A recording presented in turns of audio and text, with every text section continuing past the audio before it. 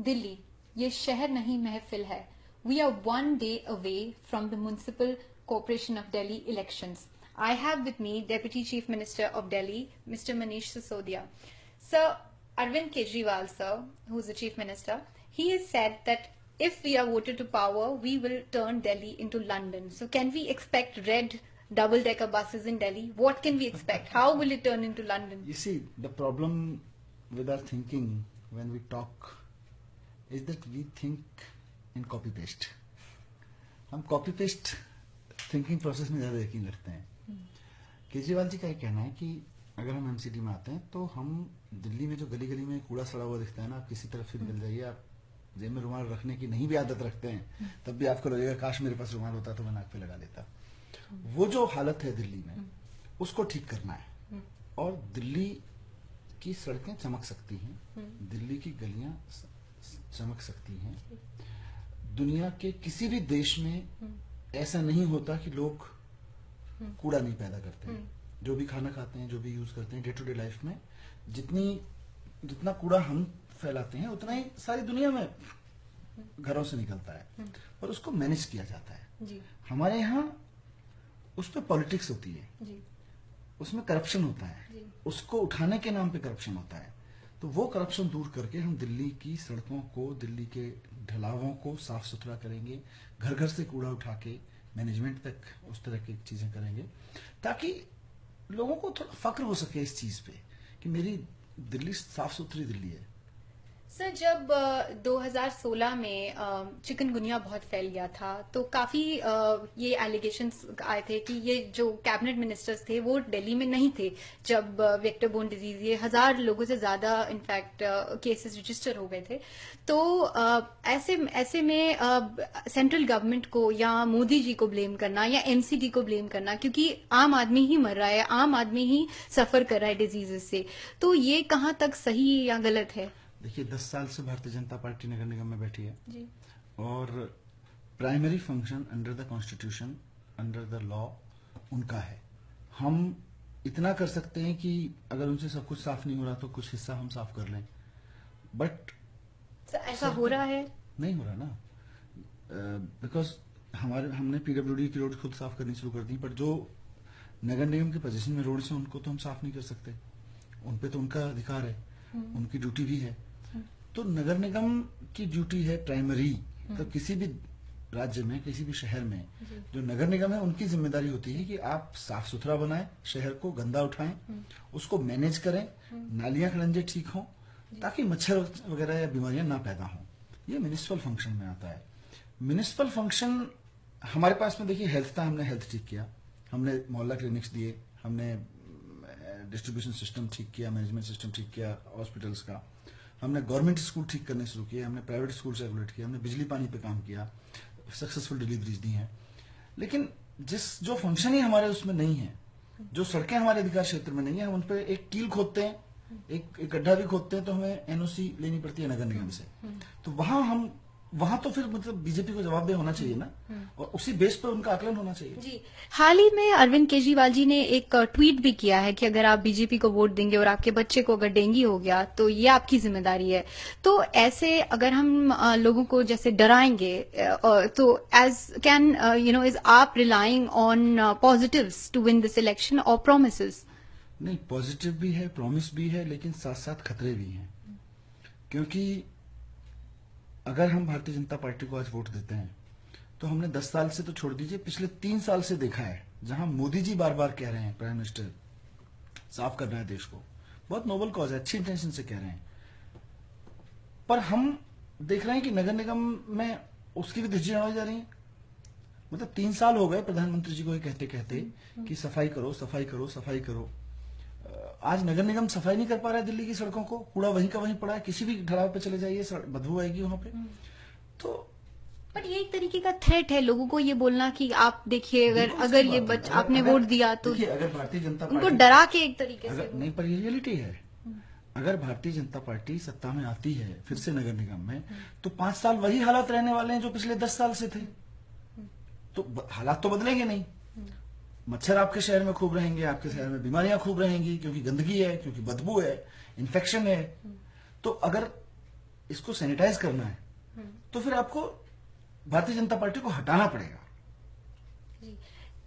जिस तरह अभी हम बात कर रहे थे कि जो आम आदमी पार्टी है उसे जो कॉमन मैन है, जो आम आदमी है, वो ऐसे देखता है कि जैसे पार्टी स्ट्रगल करी है सिस्टम के अगेंस्ट, वो स्ट्रगल से रिलेट कर पाता है। तो अभी हाल ही में जो शुंगलू कमेटी की रिपोर्ट आई है जिसमें not 1 or 2 but 404 files of they have irregularities have been detected.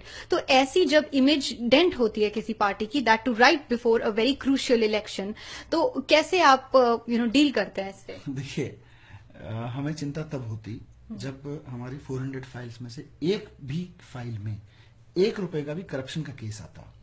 Corruption का केस नहीं है, बस एलजी साहब के पास फाइल नहीं भेजी थी, वो इरेगुलरिटी है। तो वो तो हम स्टैंड ले रहे थे, आज भी ले रहे हैं कि भाई इसीलिए हम सुप्रीम कोर्ट गए हुए हैं कि ये गलत तरीका है, एलजी के पास हर फाइल भेजने की जरूरत नहीं है। ऐसे तो सरकार कैसे फंक्शन करेगी? हाँ, 404 फाइलें 404 फाइलें जो हमने एलजी को नहीं भेजी थी, उनमें उन्होंने यही पाया कि एलजी को नहीं भेजी गई। उनमें उन्होंने 1 रुपए का भी करप्शन नहीं ढूंढ पाए। वो 1 रुपए की भी हेराफेरी, 1 रुपए का भी कहीं कोई कमीशन लिया गया हो, 1 रुपए का भी कोई काम ऐसा किया गया हो जिसमें करप्शन हो, नहीं ढूंढ पाए। सर 97 करोड़ रुपए की जो रिकवरी है उसके बारे में, ऐसी तो अगर मनी की बात आती है तो फिर सीधा करप्शन नहीं 97 करोड़ पार्टीज अगेंस्ट करप्शन है। 97 करोड़ रुपीस में वो ये कह रहे हैं कि जी आपने अखबारों में एड छपवाए। अब हमने क्या एड छपवाए थे? दिल्ली में एजुकेशन अच्छी हो रही है, दिल्ली में हेल्थ अच्छी हो रही है, दिल्ली में हमने पानी सस्ता कर दिया, दिल्ली में हमने वैट सस्ता कर दिया, दिल्ली में हमने वैट, जो देश भर से व्यापारी आते हैं उनकी दिल्ली में एंट्री वैट से होती है, वैट पेपर दिखा के होती है कि एसएमएस से आप एंट्री कर सकते हो। ये सब किया, दिल्ली का माहौल अच्छा हुआ ताकि यहाँ इन्वेस्टमेंट हो, दिल्ली में लोग ट्रेड करने आए, दिल्ली में लोग इन्वेस्ट करें। ये करने के लिए हमसे पहली सरकार और बाकी सारी राज्य सरकारें दुनिया भर के बड़े बड़े देशों में जाके, बड़े बड़े शहरों में जाके इन्वेस्टमेंट समिट करती हैं। हमने तो सिर्फ बताने के लिए विज्ञापन दिए, तो विज्ञापन देना कोई अपराध नहीं है। आज भी आप आज के भी अखबार उठा के देखेंगे, किसी भी रोज के दिल्ली के अखबार उठा के देख लीजिए, देश भर के अलग अलग राज्यों के विज्ञापन आपको दिल्ली में भी दिख जाएंगे, केरल का भी दिख जाएगा, कश्मीर का भी दिख जाएगा, काफी अलग अलग स्टेट्स में भी हर जगह। मैं इसीलिए बोल रहा हूँ कि आप केरल का विज्ञापन जब दिल्ली में देखते हैं तो हम भी वही कर रहे थे कि अपने राज्य की उपलब्धियों को बताने के लिए, ताकि लोगों में एक हौसला बढ़े कि दिल्ली में चेंज आ रहा है और इन्वेस्ट कर सकते हैं। इसके लिए हजारों करोड़ रुपए खर्च करके इन्वेस्टमेंट समिट किए जाते हैं। सारे राज्य सरकारें विज्ञापन देती हैं और ये कोई गलत चीज नहीं है विज्ञापन देना और ये बताना कि हमने बिजनेस इसी कर दिया है, हमने एजुकेशन अच्छी कर रहे हैं ताकि बच्चे। लेकिन आरोप ये लग रहा है कि साहब मुख्यमंत्री का फोटो छाप दिया, अब तो आपको पैसा देना पड़ेगा। तो विज्ञापन की बात आई है, मैं 1 मिनट, तो अब वो कह रहे हैं कि आपने 97 करोड़ रुपए विज्ञापन में खर्च कर दिए, और 97, पहली बात तो 97 करोड़ भी खर्च नहीं हुए, वो तो 50 करोड़ रुपए खर्च हुए। फिर भी वो कह रहे हैं 97 करोड़ रुपए आपने विज्ञापन में खर्च कर दिए, अब आप 57 करोड़ रुपए पार्टी से ले लो इनकी, क्योंकि मुख्यमंत्री का फोटो छाप दिया। अगर मुख्यमंत्री के फोटो छापने पे पार्टियों से पैसे वसूलने लगे तो इस देश में सारे राज्य सरकारों को अपनी अपनी पार्टियों से, जहां जहां जो सरकार चल रही है, विज्ञापन के पैसे वसूलने पड़ेंगे। मुख्यमंत्री का फोटो छापना कोई अपराध है ही नहीं। पिछली बार भी इलेक्शन हुआ था 2015 में, जब हम देख रहे थे विज्ञापन की बात आई है, तो मैं बोल रही हूँ ये कि हर ऑटो पे एक केजरीवाल जी का फोटो या झाड़ू का फोटो सब रहता था। इस बार ही जब एमसीडी के चुनाव हो रहे हैं तो ऐसा नहीं है। क्या आपका ये वोट बेस हिल चुका है? नहीं, केजरीवाल जी का फोटो बहुत जगह लगा हुआ है, मतलब अच्छा ऑटो की बात नहीं, ऑटो के पीछे भी लगा हुआ है। मुझे तो लगता है कि हमें सब कैप्स याद हैं और झाड़ू के मार्क्स याद हैं और कितना कुछ याद है, सिंबलिज्म तो अभी मिसिंग है। पहले तो क्या वेव केजरीवाल जी की एक तरीके से खत्म हो गई? पहले ऑटो के पीछे जो स्पेस था विज्ञापनों का, वो हम ही यूज करते थे। आज आपको सबके दिख जाएंगे, क्योंकि सब लोगों ने उस स्पेस को आइडेंटिफाई कर लिया। आपको बीजेपी के विज्ञापन दिखेंगे वहां पे, आपको दूसरी पार्टी को भी दिखेंगे, कांग्रेस के भी दिखेंगे, हमारे भी दिखेंगे। तो वहां चल रहा है विज्ञापन, हमारा चल रहा है। दिल्ली में बहुत सारे जो पॉपुलेशन है वो हिंदी हार्टलैंड की पॉपुलेशन है, और मनोज तिवारी एक बहुत ही पॉपुलर फिगर है, एक तरीके से हार्ट रॉब है उनके।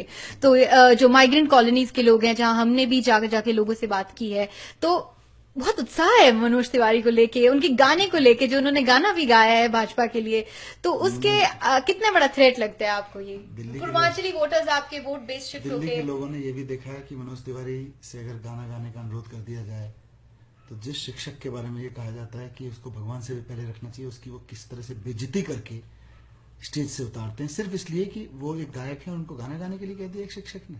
पॉलिटिकल इवेंट पे था। नहीं, पॉलिटिकल इवेंट नहीं थी, सरकारी इवेंट थी। वहां अगर उनको गायक होने की जनता इतना पसंद करती है और किसी एक जनता में से किसी एक स्कूल टीचर ने अगर उनसे यही फरमाइश कर दी कि साहब गाने के 2 लाइन गा दीजिए, आप बहुत अच्छा सुनते हैं, वो उनकी फैन भी रही होगी तभी उसने सुनने के लिए कहा, और उसको पब्लिक में इतनी सरेआम बेइज्जत करके उन्होंने निकाला स्टेज से, इनके खिलाफ एक्शन लीजिए, और कैसे हिम्मत हो गई, आपने मजाक समझ रखा है, मतलब आपने देखा होगा वो वीडियो। तो एक अच्छा इंसिडेंट पे कोई जाएगा तो लोगों के उनके बहुत सारे इंसिडेंट्स गाने। एक और वीडियो आया था, आपने पता नहीं देखा हो, वो जब वहां गए थे नोटबंदी के दौरान, बैंकों के सामने लगी हुई लाइन के बीच जाते थे, तो किसी जगह जनता को वो गाना सुना के आए, और फिर अचानक 2 दिन बाद एक वीडियो आया कि वो बता रहे हैं कि देखो जनता तो गुस्से में थी, पर मैंने अपना गाना सुना के कैसे मूर्ख बना दिया, सब मेरी जय जयकार करने लगे। तो वो मेरा एक कहना है कि गायक होना, अच्छा गायक होना, मनोज तिवारी अच्छे गायक हैं, एक गायक के रूप में मैं भी उनको पसंद करता हूँ, पर जरूरी नहीं कि पसंद करते हैं वो बहुत अच्छे नेता हों। हर अच्छा गायक हर अच्छा नेता नहीं हो सकता है। हर अच्छा, मतलब आपकी आवाज बहुत अच्छी हो, इसका ये। तो आपका फेवरेट मनोज तिवारी का गाना कौन सा है? मुझे ऐसे कोई गाना नहीं है, मैं बहुत भोजपुरी गाने नहीं सुनता हूँ, पर जब भी मैंने उनको सुना है मुझे अच्छा लगता है, उनका प्रेजेंटेशन अच्छा लगता है। लेकिन साथ साथ जरूरी नहीं है कि मेरा फेवरेट गायक मेरा अच्छा पॉलिटिशियन हो जाएगा, मेरा अच्छा पब्लिक सर्वेंट हो जाएगा, ये इस बात की गारंटी नहीं होती है। जब भी कोई पार्टी सर सिविल सोसाइटी से निकल के आती है, बहुत रोमांटिसिज्म अटैच होता है, बहुत एनर्जी अटैच होती है, ये हम आपके साथ भी देख चुके, एक रिफ्रेशिंग सी थिंकिंग आ जाती है। योगेंद्र यादव की Swaraj, how big a threat is that? पता नहीं, अभी तो मैं तो उनका ये हनीमून पीरियड चल रहा है, उनके लिए नया है सब कुछ, सो दे हैव कम आउट। मैं तो जब गया हूँ तो मुझे कोई बहुत ऐसी प्रेजेंस नहीं दिखी, बाकी तो ये चुनाव बताएगा। सर, जो एनसीडी के प्रोग्राम्स ऑलरेडी चल रहे हैं, जैसे कि एलईडी लाइट्स, जो स्ट्रीट लाइट्स हैं वो एलईडी में कन्वर्ट हो रही हैं, ऐसे न्यूट्रिशन पे भी प्रोग्राम है, सपोर्शन प्रोग्राम्स में 550,000 बच्चों को इन्वॉल्व है इसमें। तो आप how will, if Aam Aadmi Party comes to power, how will they take these programs forward जो ऑलरेडी है? एलईडी अगर ईमानदारी से लग रही हैं और किसी अच्छी कंपनी को ठेका दिया गया है, और ड्राइवरी में नहीं होगा कि उनका प्रोग्राम अलग से। दिल्ली की जरूरतें हैं, दिल्ली में डार्क स्पॉट्स पे लाइट चाहिए, एमसीडी नहीं लगा पा रही है, हम वो लगाएंगे। लाइट हटाना थोड़ी है हमारा काम लाइट्स और लगाना है। जहां डार्क स्पॉट्स हैं, जहां महिलाएं सुरक्षित महसूस नहीं करती हैं, वहां हमें लाइट्स और लगाना है, हमें हटाना थोड़ी है। जी, फाइनली मेरा लास्ट क्वेश्चन ये है कि do you see these MCD polls as a referendum on the work that you have done in the past 2 years? बिल्कुल, और इसीलिए हम जनता को कह रहे हैं जाके कि आप 2 साल हमने काम किया है, और जो जो काम आपने हमें दिया था या जो हमने कहा था, हमने कहा था कि हम बिजली सस्ती करेंगे, हमने सस्ती कर दी। हमने कहा था पानी हम सस्ता करेंगे, फ्री करेंगे, हमने पानी कर दिया। नई कॉलोनियों में पानी लाएंगे, हम 300 कॉलोनियों में पानी ले आए। हम देश में पहली ऐसी सरकार हैं जो गवर्नमेंट स्कूल सिस्टम को की प्रॉब्लम्स को फिक्स करने पे काम कर रही है, not in terms of quantity wise but in terms of quality wise also. Private schools को हम ही रेगुलेट कर पाए हैं देश भर में, कहीं कोई सरकार अभी तक रेगुलेट नहीं कर पाई है फीस बढ़ाने से रोकने के नाम पे। हर राज्य में आंदोलन हो रहे हैं इस समय फीस बढ़ाने। सब बिजली हाफ, तो एक मिनट पानी, तो ये सारी चीजें हमने की हैं, और खुद केंद्र सरकार के सर्वे अब मानते हैं कि सर्वे क्या, उनकी रिपोर्ट्स मानती हैं कि दिल्ली में 81% करप्शन कम हुआ है, जबकि सेंट्रल गवर्नमेंट में 67% बढ़ा है। दूसरी तरफ बीजेपी है, जो जब ये सत्ता में आए थे 3 साल पहले, तो दिल्ली साफ सफाई के मामले में देश में की लिस्ट में 198वें नंबर पे थी। ये भी भारत सरकार का सर्वे है। पिछले साल, माने इस साल, अभी कुछ महीने पहले, 4 महीने पहले जब सर्वे हुआ, तो दिल्ली 168वें पायदान से खिसक के 398वें पायदान पे आ चुकी है। तो भारतीय जनता, प्रधानमंत्री जी कह रहे हैं सफाई कराओ, भारतीय जनता पार्टी सत्ता में है, वो कह रही है कि जी हम तो 168 में से 398 पे ले आए और खिसका के उसको नीचे गिरा के। तो हम ही कर सकते हैं, लोगों को यकीन है, हाउस टैक्स भी यही माफ कर सकते हैं। तो इसी कमिटमेंट को देखना है कि जनता कितना वेट करती है। सर, केजरीवाल जी को ये क्यों लगता है कि अगर कांग्रेस या बीजेपी आ जाएगी तो ये पानी माफ, बिजली हाफ चला जाएगा? बिकॉज ऑलरेडी बीजेपी तो है ही एमसीडी में। प्रॉब्लम क्या है कि इस देश में हम पिछले 70 साल से देखते आए हैं कि पार्टियां बहुत बदली हैं, हालात नहीं बदले। वजह यह है, मतलब कांग्रेस और बीजेपी तो खास तौर से ऑल्टरनेट पॉलिटिक्स में जाने जाते हैं, कांग्रेस हटी बीजेपी आ गई, बीजेपी हटी कांग्रेस आ गई, कई राज्यों में देखा है। हालात वही के वही रहते हैं, अगर बिजली महंगी हो रही है तो कंटिन्यूस होती रहेगी, स्कूल की फीस महंगी हो रही है तो कंटिन्यूस होती रहेगी। ये क्यों है? क्योंकि बीजेपी और कांग्रेस दोनों के राज्य में जो माफिया है वो कंफर्टेबल महसूस करता है। कौन कौन सा माफिया है जो लोगों की डे टू डे लाइफ को अफेक्ट करता है? बिजली माफिया है, पानी का माफिया है, स्कूल एजुकेशन का माफिया है, हॉस्पिटल्स का माफिया है। ये इस तरह के माफिया हैं जो बहुत ज्यादा कंट्रोल करते हैं सरकारों को। वो माफिया चाहे कांग्रेस की सरकार आ जाए, बीजेपी की आ जाए, वो खुश महसूस करता है। आम आदमी पार्टी क्यों महसूस करता है? क्योंकि दोनों के नेता चाहते हैं, दोनों के नेता इस प्रैक्टिस में इन्वॉल्व होते हैं कि इन माफिया से रिश्वत ले लो, कमीशन ले लो और जनता को भले ही किराया बढ़ाने दो, जनता को महंगाई बढ़ाने दो। स्कूल की फीस बढ़ जाती है, ये लोग पैसा ले लेते हैं, कमा लेते हैं। बिजली महंगी हो जाती है, ये लोग पैसा कमा लेते हैं। तो वही हालात अब ये माफिया चाहता है। बिजली माफिया के शिकंजे में थी दिल्ली, हमने उसको मुक्त कराया है। ये माफिया नहीं चाहता कि हमारी सरकार के अंडर में काम करे, इसलिए वो अब इस चीज के फिलर दे रहा है कि अगर किसी तरह से बीजेपी नगर निगम में आ जाए वापस, तो वापस बिजली महंगी करा ली जाए। और इसका प्रमाण है उत्तराखंड में, जैसे अभी सरकार आई इन लोगों की, 5 राज्यों के चुनाव हुए, इन्होंने तुरंत उत्तराखंड में आते ही 6% बिजली महंगी कर दी। तो ये तो महंगी बिजली महंगे पानी में यकीन रखने वाले लोग हैं जी। इसी के साथ हम आपको ऑल द बेस्ट बोलेंगे आपके चुनाव के लिए। Thank you so much sir for speaking to Firstpost. Thank you.